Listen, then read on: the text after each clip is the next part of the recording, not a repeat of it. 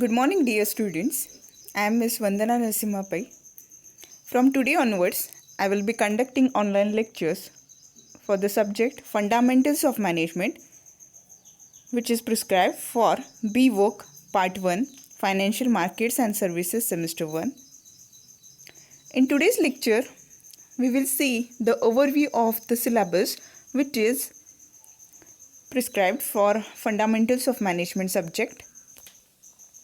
Let's see what are the units which are included in the subject Fundamentals of Management. Let's see the units. Unit number 1 is titled as Introduction to Management. Unit number 2 is titled as Contribution to Management. Unit number 3 is titled as Planning and Decision Making. Unit number 4 is titled as Techniques of Modern Management. Okay, overall these 4 units make the subject Fundamentals of Management complete subject. Okay, so these 4 units are comprising, or these 4 units they are included in Fundamentals of Management subject. Let's see what are the contents which are included in each and every unit. The unit number 1 is titled as Introduction to Management. Okay, in which we will introduce the management, actually what management is and why we will be studying management and all those things. What is its relevance in financial markets and services? All these things we will see here. Okay, let's see the contents which are included in this unit. The first content is Introduction, Meaning and Nature of Management. Okay, first here what we will be doing is we will introduce the term management. Then we will go through the meaning of the term management. Okay. Then we will also see the definitions given by different management thinkers, which will help you to understand the term management completely. Then we will see the nature of management. Okay, nature of management. Here some essentials related to management we will be studying, or whether management is an art, science, profession. Okay, means what actually management is we will be studying in this first content. Then the characteristics of management. Okay, the another name for characteristics is features. Okay, we will see the silent features, or we will see the characteristics of management, means what management is, what management means, what management includes. All these things we will be studying in this second content. Then the third content is functions of management. Okay, functions of management. I think in 11th or 12th you have gone through the functions of management. Okay, right from planning, organizing, coordinating, staffing. Okay, all these are the functions of management. In detail we will be seeing at that time itself. Then the significance of management. Significance of management means importance of management. Why it is significant to study management, or why a organization, a company or any institute who have established themselves, who have initiated the business to earn profit, why they should be doing management, what is the importance of management.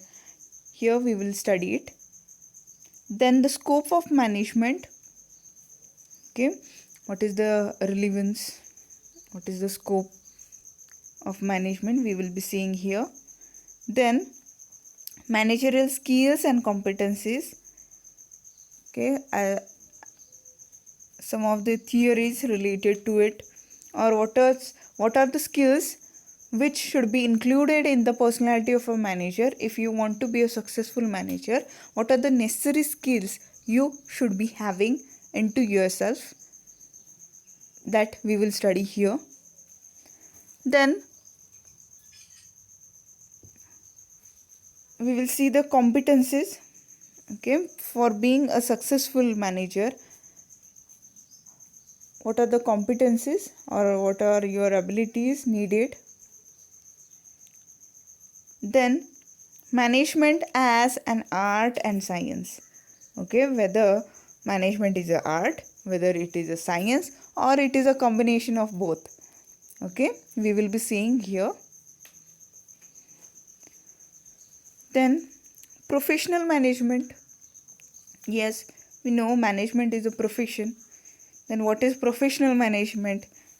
Here, first of all, we will introduce professional management terminology. Then we will go through the meaning. We will try to define the definitions, or we will try to define the professional management.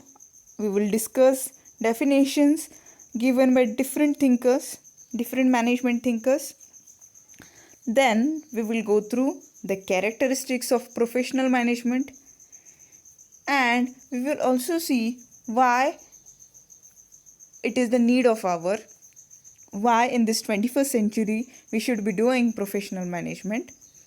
So overall, if we take a careful look at the contents which are included into unit number 1, which is titled as Introduction to Management.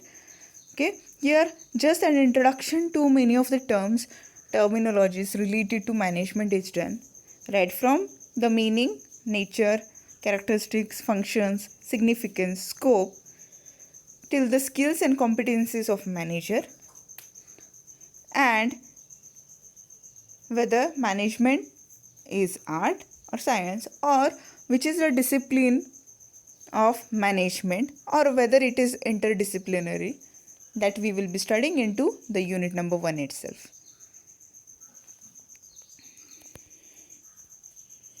Then let's see what is the unit number 2. Yes, unit number 2 is titled as Contribution to Management. Okay, means here we will be studying the contributions given by different management thinkers and management experts. Okay, means the so-called contributions or so-called the practices, the theories which are well known in the management studies. Okay, who are the contributors and what they have contributed to. Okay, this all things we will be studying in this unit number 2. Okay, in which first we will see the contribution given by F.W. Taylor. F.W. Taylor means Frederick Winslow Taylor. Okay, what they have contributed? They have contributed towards scientific management. Okay, or their contribution is well known as scientific management. Okay, in that scientific management, first we will introduce what is scientific management. Then we will go through the meaning of scientific management. We will see certain definitions, or the definition which this thinker F.W. Taylor they have given, or the characteristics of scientific management, means what are the different features of scientific management, the principles which govern scientific management, or the ruling principles of scientific management, and the techniques of scientific management. Okay, we will go through the techniques of scientific management also. Okay, so whenever we see the contribution given by F.W. Taylor, that is Frederick Winslow Taylor, at that time we will take an overview of scientific management, which is a well-known contribution towards the management studies. Then the second contributor or second management thinker, management expert, Henry Fayol. Okay, what is their contribution towards management studies? 14 principles of management. Okay, one by one we will go through all the 14 principles of management, and we will try to remember all the names, all the principles. Okay, we will remember it, we will go through it. Okay, and how these 14 principles they are significant or they are important into the management studies, that also will be studied here. Then Elton Mayo, another management thinker and management expert, who have contributed towards Hawthorne experiment. Okay, Hawthorne experiment, in which human content, it was given importance. Okay, so we will see what is Hawthorne experiment, why Hawthorne experiment is important into management studies. Okay, what actually Hawthorne experiment is, and what are the findings, and how it is used in management studies. All these things will be studied here. Then another contributor is Peter Drucker, who have contributed towards a concept well known as MBO, which is management by objectives. Okay, here what MBO is, we will be studying. Then what is the procedure of MBO, or what is the process of MBO, that is management by objectives, and what are the advantages of MBO to management studies. Okay, whenever we go through the advantages of MBO, okay, why MBO is important, why it is significant, okay, why it has a crucial role in management studies, all these things we will be discussing here. So in your unit number 2, which is titled as Contribution to Management, we will go through 4 important contributions which has a relevance in management studies, that is scientific management, 14 principles of management, Hawthorne experiment, and management by objective, that is MBO.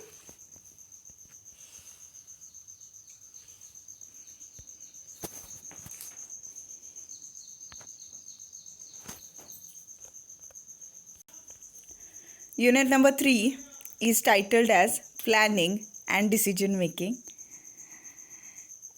Let's see what are the contents included in this unit. Yes, first part is planning.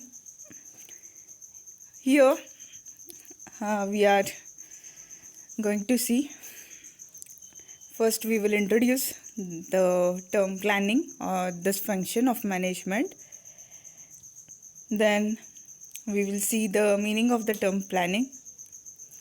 We will go through the definitions given by different thinkers, and then we will see the features or characteristics of planning.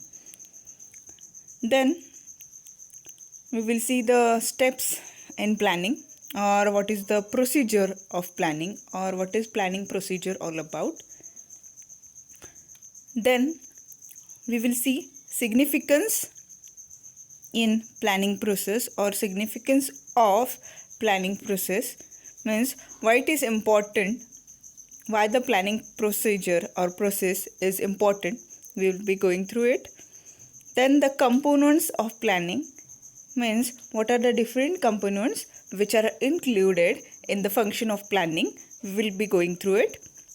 So overall, whenever we see the first part, that is planning, here this function, what it means, what it is, why it is important, why a particular organization is required to do planning, or if it fails to planning, what is the impact of it.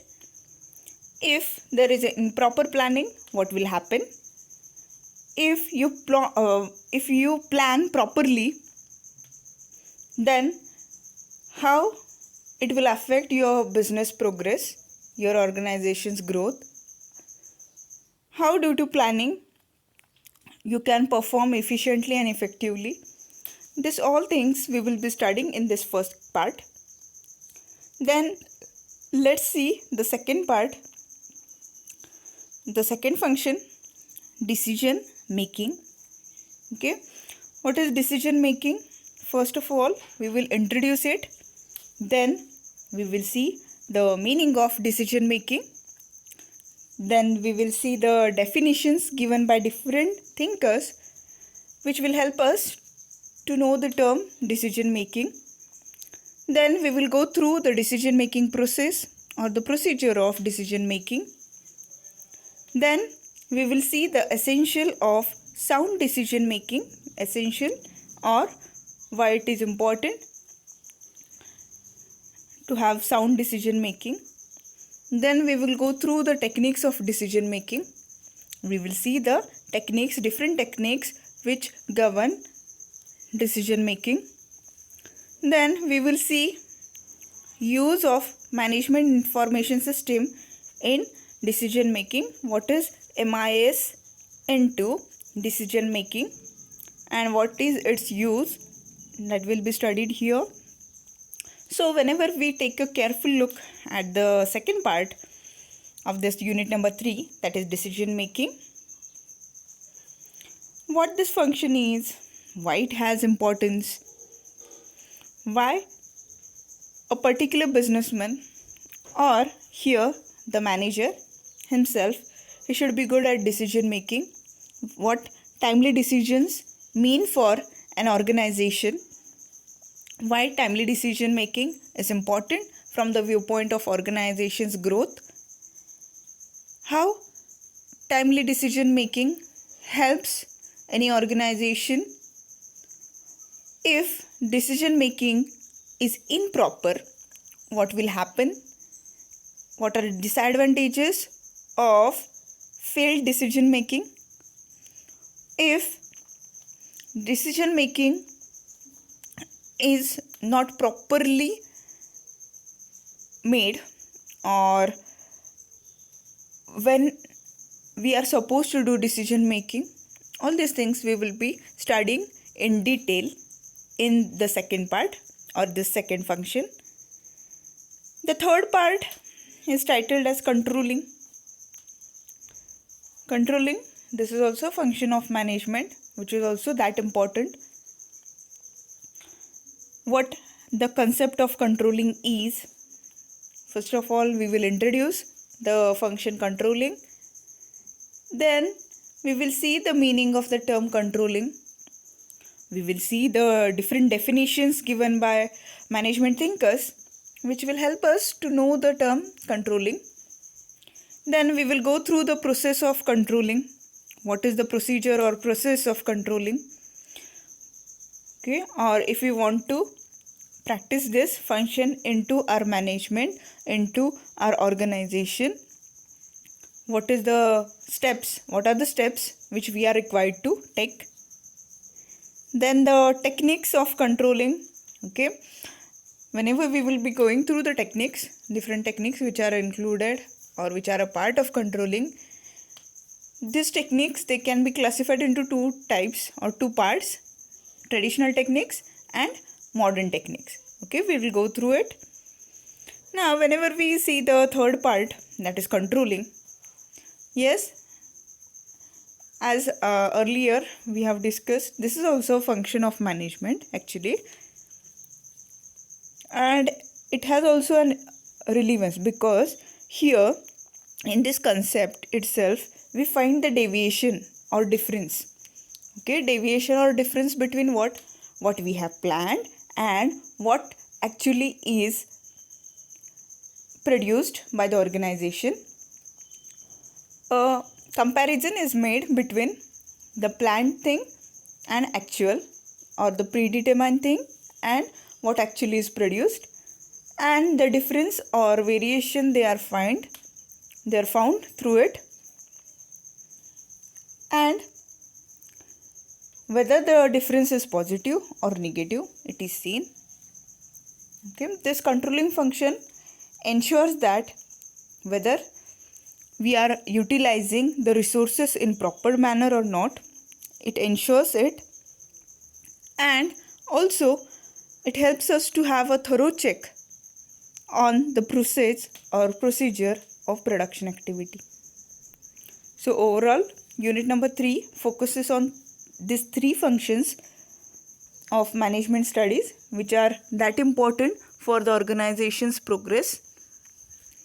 if we don't carry these functions in a proper manner, or if we don't follow these functions in proper manner, surely our organization can sink, or they might suffer losses. So let's see what is unit number 4. Unit number 4 is titled as Techniques of Modern Management. Okay, here we will be studying different techniques of modern management. Okay, first we will see the different types of management techniques. Okay, prior to actually starting the types of management techniques, we will be studying what is management technique, what is its importance, okay, what are its objectives. Okay, these all things we will be studying, and then we will be starting types of management techniques. Okay, with this we will be studying total quality management, which is well known as TQM, or it is mostly or commonly known as TQM, total quality management.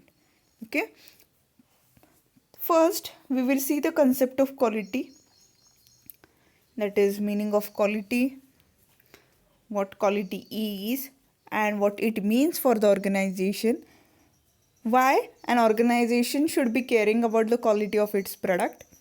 These all things we will study here. Then the attributes related to quality, those will be studied. Then we will see the meaning of TQM, that is meaning of total quality management. Then we will see the definitions given by different management thinkers towards this concept, total quality management, which will help us to know this term, or to properly understand this term, total quality management. Then we will see the elements of total quality management. We will see the different elements of total quality management, in which we will look after what are the essentials, or whenever an organization thinks that they should be practicing total quality management, what are the things, what are the key ingredients or elements which we are required to know about, what are the factors which stimulate this total quality management process. All these things we will be studying here. Then with this we will see the contribution of Deming and Juran. Deming and Juran, these two persons, they are management thinkers. Okay, they have contributed towards total quality management terminology. Okay, or whenever we consider Juran, a trilogy is given by Juran, quality trilogy, which is also well known.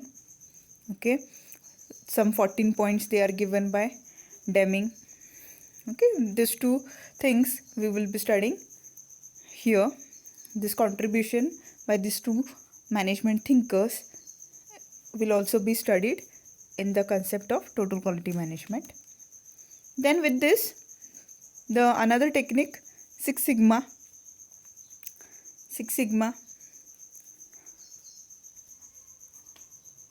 a statistical concept. We will first introduce this Six Sigma concept or terminology. Then we will go through the meaning. We will discuss the features or characteristics of Six Sigma. Then we will see the levels of Six Sigma.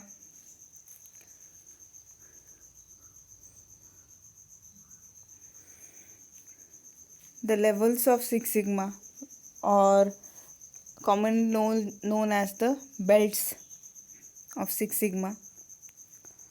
Okay, now what is the Six Sigma process, or what is the Six Sigma? Six Sigma is a statistical concept which ensures quality into your product. Okay, see this total quality management, Six Sigma, all these things, they are related to quality of whatever you produce through your organization. Means it ensures good quality into your product, or no error into your product.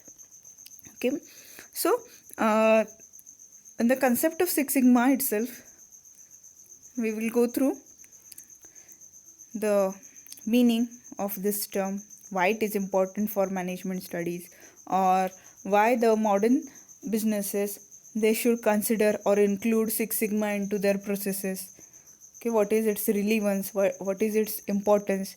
Okay, adopting Six Sigma into your organization, whether your organization will grow, develop, or what will be the positive impact of adopting Six Sigma into your organization. Okay, we will see that thing here. We will discuss whenever we will start the unit number 4. Then next one is benchmarking. Benchmarking, another interesting term, okay, in which we will study the concept of benchmarking. Okay, first we will introduce benchmarking, then we will go through the meaning of benchmarking. We will see the different types of benchmarking. Okay, mainly there are 2 types of benchmarking, internal benchmarking and external benchmarking, and further it can be classified into many another types. Then we will go through the advantages and limitations of benchmarking. Okay, means adopting benchmarking into your organization, how much it will be benefiting for your organization, whether you can do benchmarking, is it suitable for a small industry, is it suitable for every product or not.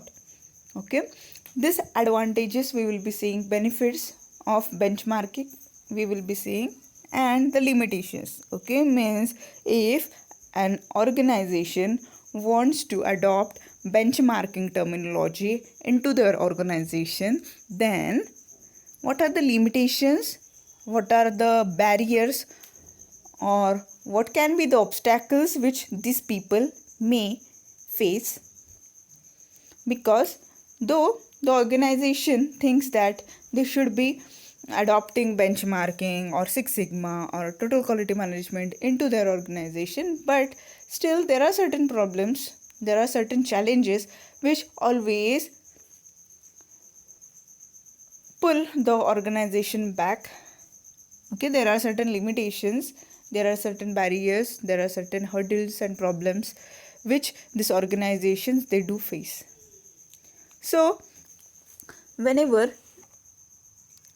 we consider the unit number 4, okay, just have an overview of all these contents. Okay, it merely focuses on ensuring quality, ensuring that your product will be zero defective or it will be perfect product. And third one, benchmarking itself means comparison. Okay, what is comparison here? Here it means if you want to develop a standard product, if you want to develop for example 4-wheeler, okay, if that is your product, okay, then what you can do if you want to launch a 4-wheeler. Yes, as we all know, there are certain brands into this sector. Okay, if you want, okay, if you are newly launching your product, yes, you will face you will be facing competition, right? Okay, and if you want to establish your position in the market, if you want that your product or the product which you are launching into the market, it should be distinct, then by adopting benchmarking, what you can do is, yes, here you are required to highlight all the best features which a 4-wheeler needs, or the characteristics or silent features which usually should be included in 4-wheelers. Or what you can do is you can gather certain features of the prevailing brands, okay, or the brands which are successful, and collect all those features and group those features into your product and launch that product. The product will be called as benchmark product. Okay, so this 3 terminologies, TQM, Six Sigma, benchmarking, it aims to produce something which is best, perfect, zero defective and having quality. Yes, why we are doing this? Yes, as we all know, the objective of modern business itself is customer satisfaction. Okay, if we want to ensure that, if we think that the customer should be satisfied, then surely you should have a quality and value into your product. If your product is not capable to satisfy the customers, then surely you will go fail. Your business will always be suffering from losses. So, whenever we consider overall your subject fundamentals of management, first we will see what is management, then the contributions, then certain functions which are foremost, which are essential or crucial in management studies, which a layman or anybody, any person, they usually need to perform these functions. Those functions will be studied in unit number 3, and whenever we consider unit number 4, we will see the techniques through which we can succeed in this 21st century. Okay, if you want to be a successful businessman, if you want to be successful, then we should be able to manage production activity. Okay, with this we will conclude today's lecture. Thank you.